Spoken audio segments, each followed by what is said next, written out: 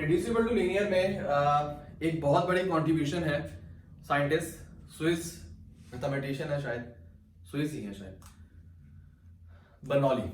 ठीक है, differential equation को बर्नौली आप बोलोगे उस वक्त जब वो इस फॉर्म के अंदर मौजूद होगी, और अगर वो डिफरेंशियल इक्वेशन बर्नौली फॉर्म में मौजूद है तो उसको आप आसानी से रिड्यूस कर सकते हो लीनियर फॉर्म के अंदर। और वंस आपने लीनियर फॉर्म में रिड्यूस कर लिया, अब आपको सॉल्व करना कोई मसला नहीं है, आप लीनियर के तरीके से उसको सॉल्व कर लोगे। तो ये जो बर्नौली डिफरेंशियल इक्वेशन है ये होती कैसे है, तो मैं लिखता हूं कौन सा केस है ये, बर्नौली डिफरेंशियल इक्वेशन। तो क्या जनरल फॉर्म है इसकी, इसकी जनरल फॉर्म है जो लीनियर की है ना, एग्जैक्ट वही लिखो, dy upon dx plus p of x y equal to q of x। ये देखो एग्जैक्ट लीनियर वाली जनरल फॉर्म है, लीनियर इन y वाली। ठीक है, बस इजाफा क्या है, यहां पे मौजूद होगा y की पावर n। ये इस चीज को क्या बना देगी, नॉन लीनियर बना देगी, क्योंकि आपको मैंने क्या बताया था कि डिपेंडेंट वेरिएबल या डेरिवेटिव उसकी डिग्री 1 होनी चाहिए। तो यहां पे देखो डिपेंडेंट वेरिएबल जो है उसकी डिग्री अब 1 नहीं है, 2 हो सकती है, 3 4 कुछ भी हो सकती है। ठीक है, तो ये जनरल फॉर्म होती है बर्नौली, इसको आप बोलते हो बर्नौली डिफरेंशियल इक्वेशन। ये लीनियर नहीं है, बर्नौली ने हमें बकायदा तरीका बताया है कि इसको सॉल्व किस तरीके से हम करेंगे और किस तरीके से कन्वर्ट करेंगे लीनियर के अंदर। और वंस वो लीनियर के अंदर कन्वर्ट हो गया फिर तो कोई मसला नहीं है, आप आसानी से उसको सॉल्व कर लोगे। इसमें इंपॉर्टेंट बात क्या है कि जो आपको n नजर आ रहा है ना, ये बिलोंग करेगा रियल नंबर से, कुछ भी हो सकता है, लेकिन n ना 0 हो सकता है, n ना 1 हो सकता है। क्यों? क्योंकि अगर यहां पे n 0 हो गया, y की पावर 0 मतलब y की टर्म खत्म हो गई, तो ये पूरा केस क्या बन जाएगा, लीनियर का केस बन जाएगा। तो फिर तो बात ही खत्म, आप लीनियर के जरिए से इसको सॉल्व कर लोगे। ये वाला मेथड तो फिर काम का ही नहीं है अगर n क्या है, 0 के बराबर है।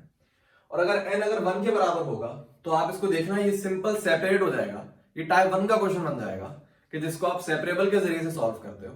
अभी आप खुद करके देखना कि अगर मैं यहाँ पे y की पावर 1 कर दूं तो इसको इधर ले आना, y कॉमन आ जाएगा और सिंपल सी आप सिंप्लीफिकेशन करोगे, y को डिवाइड करना, dx उधर ले जाना, आपका ये केस बन जाएगा टाइप 1 का सेपरेबल का, निहायत इजी केस बन जाएगा। तो फिर आपको इस वाले मेथड की जरूरत नहीं पड़ेगी।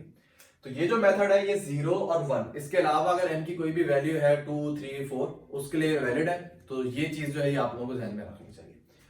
जैसे बर्नौली डिफरेंशियल इक्वेशन y के अंदर लिखी हुई है, सेम ये मैं x के अंदर भी लिख सकता हूं।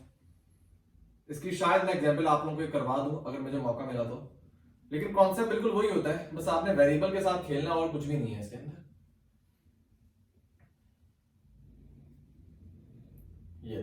ये बन जाएगी बर्नौली इक्वेशन जिसमें डिपेंडेंट वेरिएबल यहाँ पे क्या है, x है। तो सेम वही कॉन्सेप्ट है, अगर आप इतनी डिफरेंशियल इक्वेशन देखो तो ये लीनियर इन y है, लीनियर इन x है, लेकिन ये जो टर्म है ये इसको नॉन लीनियर बना रही है। तो उसकी भी एग्जांपल देख लेंगे किस तरीके से हमें सॉल्व करना है। अब जरा आ जाओ इसके सॉल्यूशन पे कि आप सॉल्व किस तरीके से करोगे। तो एक एग्जांपल लेते हैं, y अपॉन x, अच्छा जी, dy upon dx plus y upon x equal to y square divided by x square. ये डिफरेंशियल इक्वेशन है, ये लीनियर होती अगर ये y स्क्वायर वाली टर्म नहीं होती। फॉर एग्जांपल अगर y स्क्वायर नहीं होता, यहाँ पे लिखा होता 1 अपॉन x स्क्वायर, तो अभी भी ये लीनियर होती, क्योंकि डिपेंडेंट वेरिएबल यहाँ पे y है ना, यहाँ पे देखो सिंपल y लिखा हुआ, y की पावर 1 है, तो ये सिंपल लीनियर होती। लेकिन नॉन लीनियर किस वजह से है, ये y स्क्वायर की वजह से। ठीक है, तो आपने करना क्या होगा, सबसे पहले इसको बर्नौली में आप कन्वर्ट करोगे। आप देखो यहाँ पे बर्नौली की फॉर्म में कन्वर्ट है, आपको कुछ एक्स्ट्रा काम करने की जरूरत नहीं है।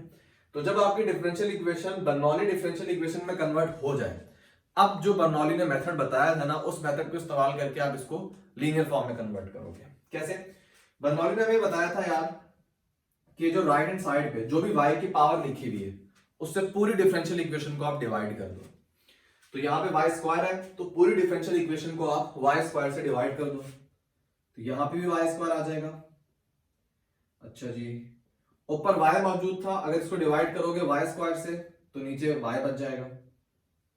अच्छा, और इसको y स्क्वायर से डिवाइड करोगे तो सिंपल 1 अपॉन x स्क्वायर हो जाएगा। ये पहला स्टेप था। फिर हमें बर्नौली ने बताया कि जो इस जगह पे डिपेंडेंट वेरिएबल वाली टर्म होगी उसको आपने लेट कर लेना है। तो डिपेंडेंट वेरिएबल वाली टर्म क्या है, यहाँ पे 1 अपॉन y, इसको आप लेट कर लो, let v equal to 1 upon y। सही है। अच्छा, इसमें और जो पहले मैंने करवाया था वो बहुत ज्यादा फर्क नहीं है, जनरल फॉर्म का फर्क है। अगर आप उसमें देखो जनरल फॉर्म में ये y की पावर है, ये सब चीजें नहीं लिखी हुई थी, उनको डिफरेंट तरीके से एक्सप्रेस किया हुआ था। तो जो डिफरेंशियल इक्वेशन उस फॉर्म में एक्सप्रेस हो सकती थी मैंने उनको उससे करवा दिया, और जो डिफरेंशियल इक्वेशन दिखने में आपको लग रहा है बर्नौली में कन्वर्ट हो सकती है, आपने उसमें कन्वर्ट किया। और मेथड एग्जैक्ट वही है कि आपने लेट करना है, कन्वर्ट करना है, कोई नई चीज नहीं है इसके अंदर। तो क्या किया आपने, सबसे पहले पूरी इक्वेशन को y स्क्वायर से डिवाइड किया। उसके बाद यहाँ पे जो डिपेंडेंट वेरिएबल वाली टर्म थी, मैं बार बार डिपेंडेंट बोल रहा हूँ, मैं y नहीं बोल रहा, क्योंकि ये जहन में रखना वेरिएबल कुछ भी आ सकता है, जरूरी नहीं है कि y आएगा। जो भी डिपेंडेंट वेरिएबल यहाँ पे बचा है डिवाइड करने के बाद, उसको आपने लेट कर लिया v के बराबर। जब आप डिफरेंशिएट करोगे विद रिस्पेक्ट टू x, तो 1/y का डेरिवेटिव क्या होगा, -1/y² dy/dx। ठीक है, अब यहां पे मौजूद है 1/y² dy/dx, माइनस मौजूद नहीं है, तो माइनस को आप यहां पे शिफ्ट करवा दो। ठीक है, तो 1/y² dy/dx बराबर हो जाएगा -dv/dx। तो ये जो इक्वेशन है ना, इसको अब आप सिंप्लीफाई कर लो। यहां पे किस तरीके से होगी, मैं इसको 1 का नाम देता हूं कि यहां पे ये जो 1/y² dy/dx है, इस माइनस को यहां पे शिफ्ट करवा दो। इसकी जगह आप लिख सकते हो -dv/dx, इस तरीके से हो जाएगी। अच्छा जी, प्लस 1/y, 1/y को आपने किसके बराबर लेट किया था, v के बराबर, यहाँ पे v आ जाएगा। 1/x जो है वो अपनी जगह पे आ जाएगा, और राइट हैंड साइड पे भी 1/x² अपनी जगह पे आ जाएगा। जब आपने काम किया, अब आप ऑब्जर्व कर सकते हो ये कन्वर्ट हो गया लीनियर के अंदर। ठीक है, लीनियर इन y के अंदर। मजीद इसको सिंप्लीफाई कर लो, माइनस तंग कर रहा होगा तो आप पूरी डिफरेंशियल इक्वेशन को माइनस से मल्टीप्लाई करवा दो।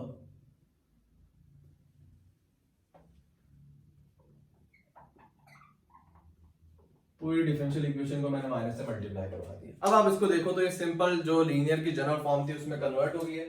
जनरल फॉर्म में यहाँ पे मेंशन कर देता हूं, dv/dx plus p of x v equal to q of x।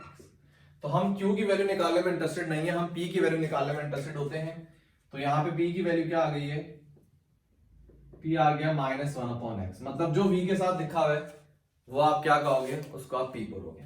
ठीक है, उसके बाद हम निकालेंगे इंटीग्रेटिंग फैक्टर, जो हम बहुत दफा करते हुए आ रहे हैं। इंटीग्रेटिंग फैक्टर क्या होता है, एक्सपोनेंट और पावर में integral p of x dx। Minus में बाहर लिख लेता हूं, अंदर मौजूद है 1/x dx, अगेन 1/x का इंटीग्रल ln x हो जाएगा। -1 को ऊपर शिफ्ट करवाना, x के ऊपर आ जाएगा, e से ln कैंसिल, सिंप्लीफाइड फॉर्म हो जाएगी इंटीग्रेटिंग फैक्टर की 1/x। तो आपके पास इंटीग्रेटिंग फैक्टर आ गया 1/x, जो जनरल फॉर्म में आपने कन्वर्ट किया था उससे आप मल्टीप्लाई कर दो, multiply equation 2 by integrating factor. तो वही मेथड है जो अभी मैंने आपको करवाया था, ये नहीं समझना कि अलग अलग मेथड है, तो जनरल फॉर्म में मसला था, वो जनरल फॉर्म अलग अलग थोड़ी थी, इसकी जनरल फॉर्म ये थी, उसकी जनरल फॉर्म वो थी। लेकिन आप अगर ऑब्जर्व करो, शुरू के मेथड में हल्का फुल्का फर्क था, काम नहीं किया था। वहां पे भी राइट हैंड साइड पे जो y की टर्म थी उससे आप डिवाइड कर रहे थे ना, तो यहाँ पे भी जो y की टर्म है उसी से आप डिवाइड कर रहे हो। बस यहाँ पे पॉलिनोमियल लिखा हुआ है y², वहां पे अलग टाइप के फंक्शन होते थे, कुछ भी हो सकता था।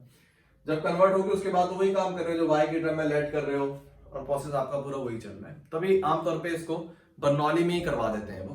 ठीक है, लेकिन कुछ एग्जाम्पल ऐसे होती हैं जिसमें आपको राइट हैंड साइड पे y की पावर नजर नहीं आ रही, जैसे cos y लिखा है sec y, तो स्टूडेंट समझते हैं यार ये तो बर्नौली नहीं है, तो फिर सर ने बर्नौली के तरीके से क्यों करवाया है।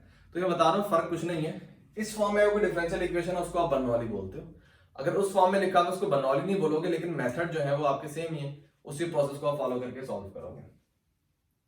अच्छा जी, तो जरा मल्टीप्लाई करते हैं इसको हम, इक्वेशन 2 इसको मल्टीप्लाई करो आप, इंटीग्रेटिंग मतलब 1/x से, तो ये हो जाएगा 1/x dv/dx। अच्छा, ये हो जाएगा -1/x² और ये हो जाएगा -1/x³। अगर आपने प्रोसेस सही किया हुआ है तो आपका आंसर कन्वर्ट हो जाएगा इस फॉर्म में कि डिपेंडेंट वेरिएबल उसके साथ इंटीग्रेटिंग फैक्टर, और बाहर आप लगा दोगे डिफरेंशियल ऑपरेटर। आप इसको जरा करके देख लेना, लेफ्ट हैंड साइड पूरी इस फॉर्म में बंद हो जाएगी। अब आप क्या करोगे, अब आप यहाँ पे इंटीग्रेट कर दोगे, तो इंटीग्रेट ऑन बोथ साइड्स।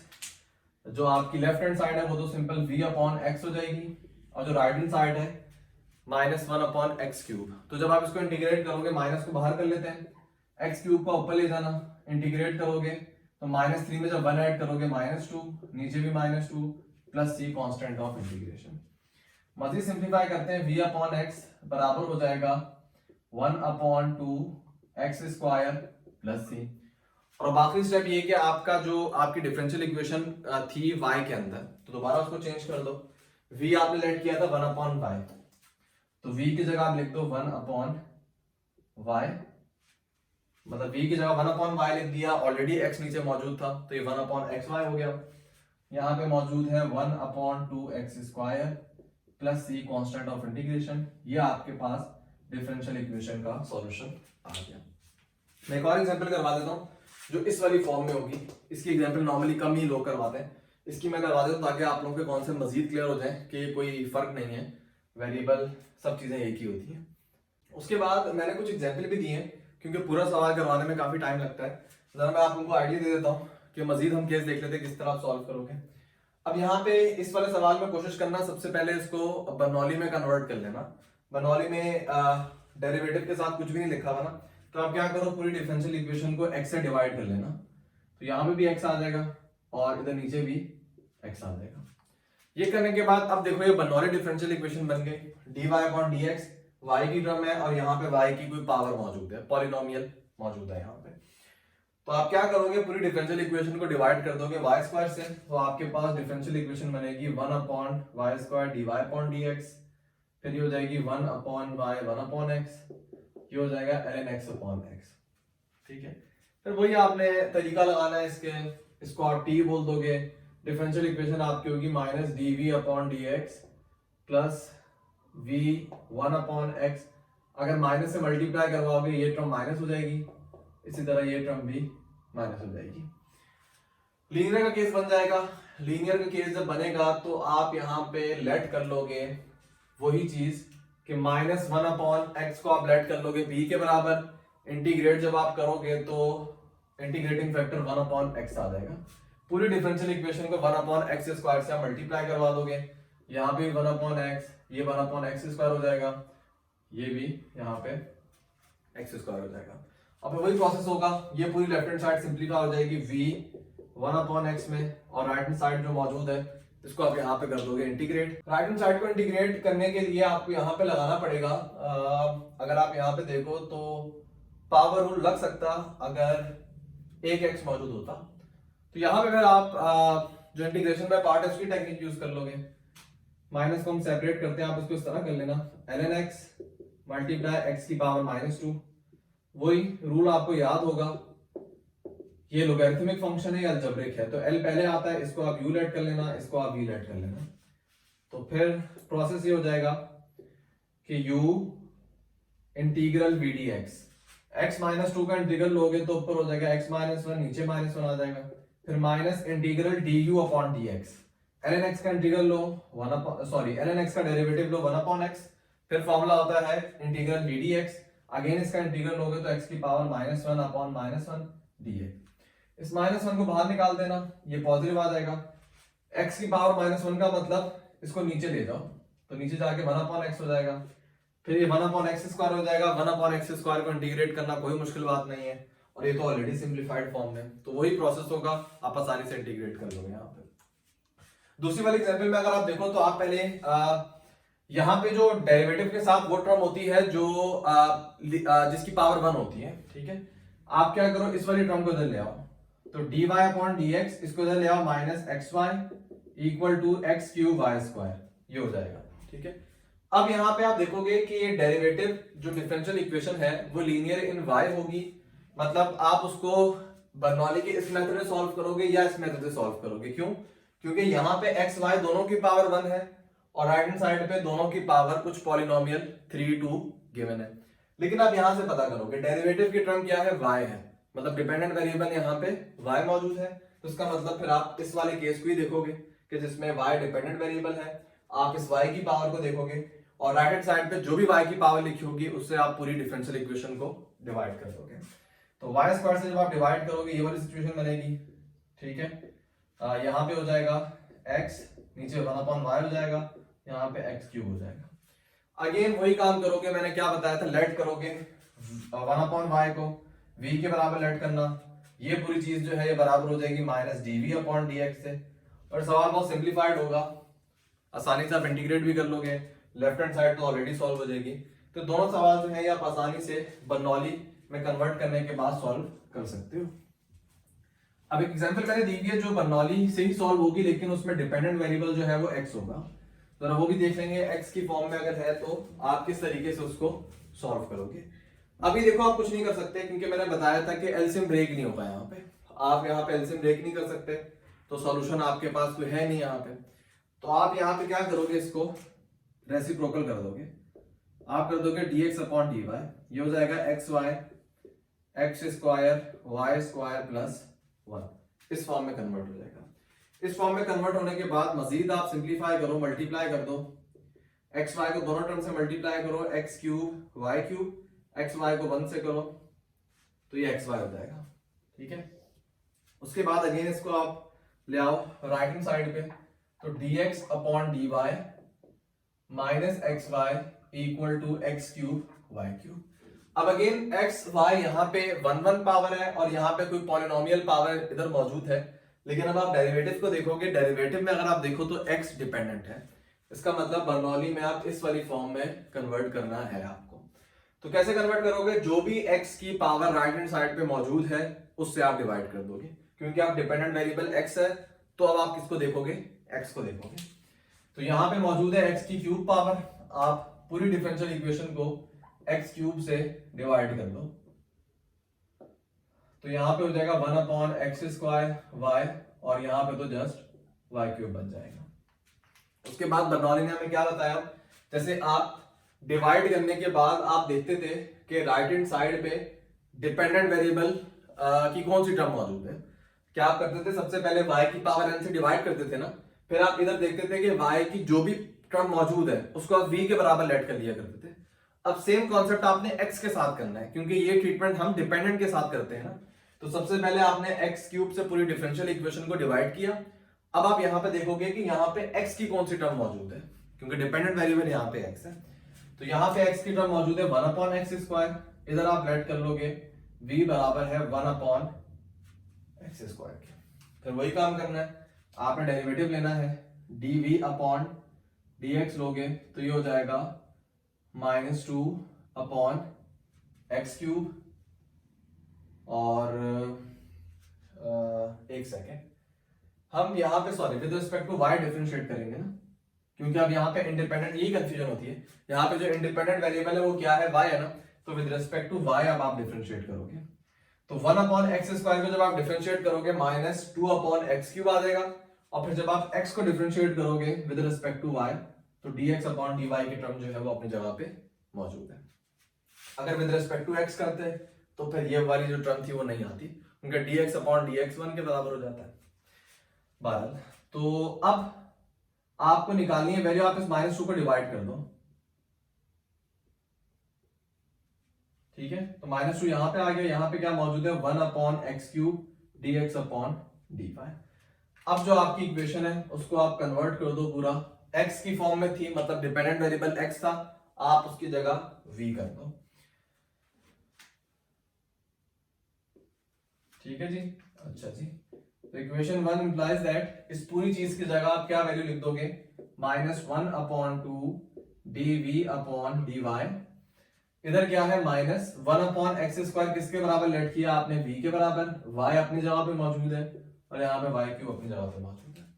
अब आप इसको लीनियर का केस बन जाएगा, लीनियर डिफरेंशियल इक्वेशन है, देखने में लग रही है आपको, तो अब आप इसको जो लीनियर की जनरल फॉर्म थी ना उसमें कन्वर्ट करो, उसमें डेरिवेटिव जो है उसके साथ कोई टर्म नहीं होती थी, तो आप पूरी डिफरेंशियल इक्वेशन को -2 से मल्टीप्लाई कर दो, तो इसको -2 से मल्टीप्लाई करोगे, माइनस भी कैंसिल हो जाएगा और 2 डिवाइड बाय 2 1 होगा, इसको भी -2 से मल्टीप्लाई करो तो +2, मतलब -2 से जब आप मल्टीप्लाई करोगे माइनस माइनस पॉजिटिव और ये 2 आ जाएगा, ऑर्डर मैंने चेंज करके लिखा है, और इसको भी आप -2 से मल्टीप्लाई कर दो तो ये हो जाएगा -2y³।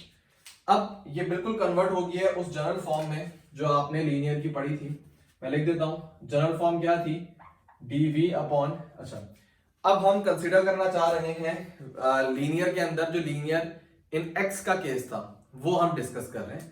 तो लीनियर इन एक्स में इंडिपेंडेंट वेरिएबल y होता था, तो डिनोमिनेटर में y का डेरिवेटिव होता था, और यहां पे टर्म होती थी p भी y की फॉर्म में था और q भी क्या होता था, y की फॉर्म में होता था। ये अगर आपको याद हो तो ये डिफरेंशियल इक्वेशन थी लीनियर में इन x की फॉर्म में, ठीक है। तो अब यहां पे एक काम करोगे आप लोग कि मैंने इक्वेशन को v की फॉर्म में कन्वर्ट किया ना, ओरिजिनली आपकी डिफरेंशियल इक्वेशन इस टाइप की थी, जो लीनियर इन x का केस था ना वो ये था। अगर आप लोग जाके देखना लीनियर इन x में ये वाली चीज थी, मतलब x वहां पे डिपेंडेंट होता था। हमारी जो पूरी डिफरेंशियल इक्वेशन है उसमें x डिपेंडेंट था, हमने उसकी जगह v लिख दिया था ना। तो अब अगर आप जनरल फॉर्म में v लिख दो अपनी आसानी के लिए तो कोई इशू नहीं है, आपने यहाँ पे v लिख दिया, ठीक। आपको बेसिकली क्या चाहिए होता है, p चाहिए होता है। तो आप कंपेयर करो जनरल फॉर्म से p, मतलब जो डिपेंडेंट वेरिएबल के साथ लिखा हुआ है, v के साथ क्या लिखा हुआ है, अगर आप देखो v के साथ यहाँ पे लिखा हुआ है 2y, तो इसका मतलब यहाँ पे जो p है वो किसके बराबर है, 2y के बराबर है, ठीक है। जैसे आपके पास p आ गया, इसको हम फंक्शन ऑफ x लिख लेते हैं, p ऑफ y जो है ये बराबर है 2y के। अब जब आपके पास ये आ गया तो आप यहाँ पे फाइंड करोगे इंटीग्रेटिंग फैक्टर। अच्छा, लीनियर इन x में अगर आपको याद हो इंटीग्रेटिंग फैक्टर को y के रिस्पेक्ट से करते थे, तो p लिखा आपने, मतलब जनरल फॉर्म उसकी थी p of y dy, linear in x के केस में, ठीक है, क्योंकि लीनियर इन x के केस में इंडिपेंडेंट कौन सा था, y होता था। तो यहाँ पे इंडिपेंडेंट के रिस्पेक्ट से आप इंटीग्रेट कर रहे होते हो, ठीक है। ये बिल्कुल वही सवाल है, बस कंफ्यूजन ये हो सकती है कि वहां पे लीनियर इन x में x आता था ना, यहाँ पे v नजर आ रहा है आपको। तो अगर आप अपनी कंफ्यूजन को निकालना चाह रहे हो तो रफ वर्क में आप टेम्पररी तौर पे जहां जहां v आ रहा है ना उसकी जगह आप x लिख लो, ताकि आपको ये स्टेप जो है सब क्लियर हो जाएंगे, ठीक है। वरना ऐसे भी रहने दो तो कोई मसला नहीं है, आपके जहन में होना चाहिए कि डिपेंडेंट का रोल क्या है, इंडिपेंडेंट का रोल क्या है। इंटीग्रेटिंग फैक्टर में इंडिपेंडेंट आ रहा होता है, इंडिपेंडेंट यहाँ पे y है, तो उसके हिसाब से आप करोगे। अच्छा जी, तो क्या मौजूद है, 2y, आपने लिख दिया 2y। अब आप इंटीग्रेट करो,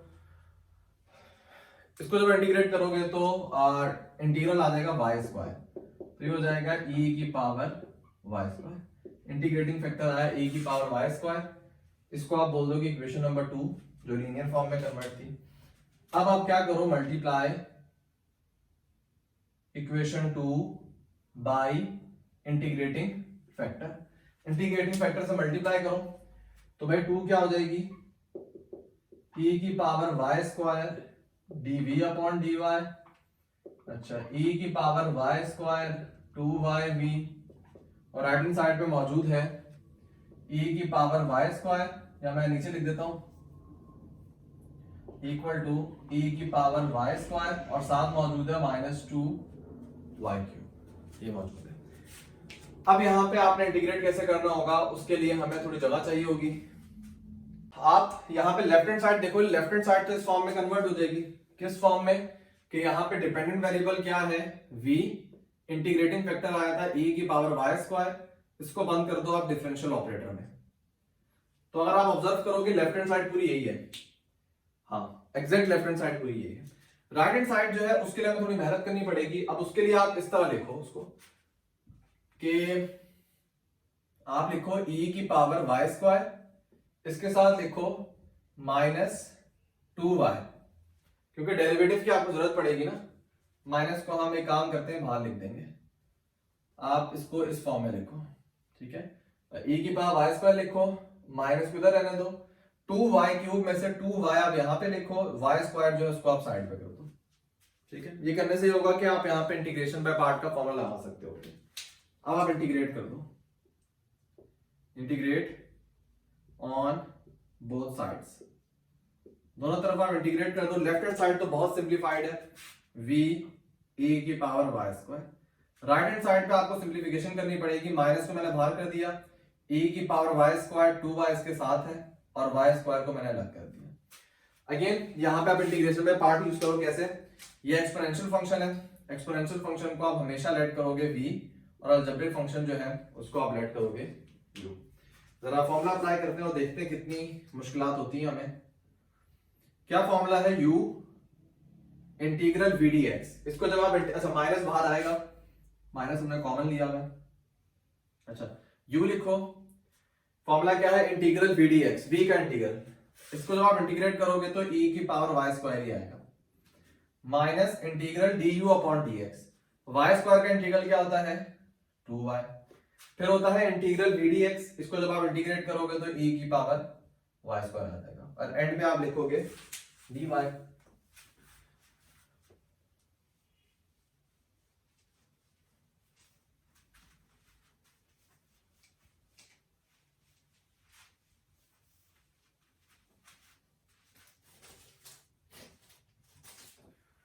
उसके बाद अगेन ये वाली टर्म इंटीग्रल की, लेकिन ये बहुत इजी है, आप आसानी से इसको सॉल्व कर लोगे। राइट हैंड साइड है v e की पावर y square equal to minus से आप मल्टीप्लाई करवा दो। अच्छा जी, अगेन इसको इंटीग्रेट करना मुश्किल नहीं है, e की जो पावर है वाई स्क्वायर उसका डेरिवेटिव साथ मौजूद है, तो इसका इंटीग्रल क्या हो जाएगा, माइनस माइनस पॉजिटिव, इसका इंटीग्रल हो जाएगा e की पावर y square plus c constant of integration. अब अगेन वही बात, डिफरेंशियल इक्वेशन आपकी उसमें डिपेंडेंट जो था वो x था, आपने v लिखा हुआ है, तो v आपने किसके बराबर लेट किया था, मुझे एग्जैक्ट याद नहीं है सवाल में, सवाल हमारा क्या था मैं भूल गया, एक सेकंड, स्क्रीनशॉट मैंने लिया था, तस्वीर ली थी तो देख लेते हैं उसमें v हमने क्या लेट किया था, v लेट किया था हमने 1/x², ठीक है, तो यहाँ पे लिखो 1/x² e की पावर वाई स्क्वायर, यहां पे आप e की पावर वाई स्क्वायर को कॉमन ले लो, तो पहली टर्म इससे बचेगा 1 और इससे बचेगा minus y square plus c constant of integration, ये आपके पास इस डिफरेंशियल इक्वेशन का सॉल्यूशन आ जाएगा। और इतनी देर में मोबाइल को देख लेते हैं, और मोबाइल हमारा अल्हम्दुलिल्लाह ठीक है बिल्कुल। तो ये केस है लीनियर इन x का, reducible to linear in x, मतलब बर्नौली के अंदर मुश्किल वाला केस जिसमें x जो है वो डिपेंडेंट है, तो उसको आप किस तरीके से सॉल्व करोगे, प्रॉपर मैंने स्टेप आप लोगों को बता दिए। तो जो रिड्यूसिबल टू लीनियर के दो केस थे, एक तो जनरलाइज था, उसी का एक पर्टिकुलर केस था बर्नौली, दोनों मैंने बता दिए, डिटेल से एग्जाम्पल डिस्कस किए। अब इंशाल्लाह नेक्स्ट क्लास में जो टाइप 7 है, जो कि नॉर्मली अंडर ग्रेड पे नहीं पढ़ाई जाती, लेकिन टाइप 7 और टाइप 8 दोनों में पढ़ा दूंगा, उसको देखेंगे, ठीक है। अल्लाह हाफिज।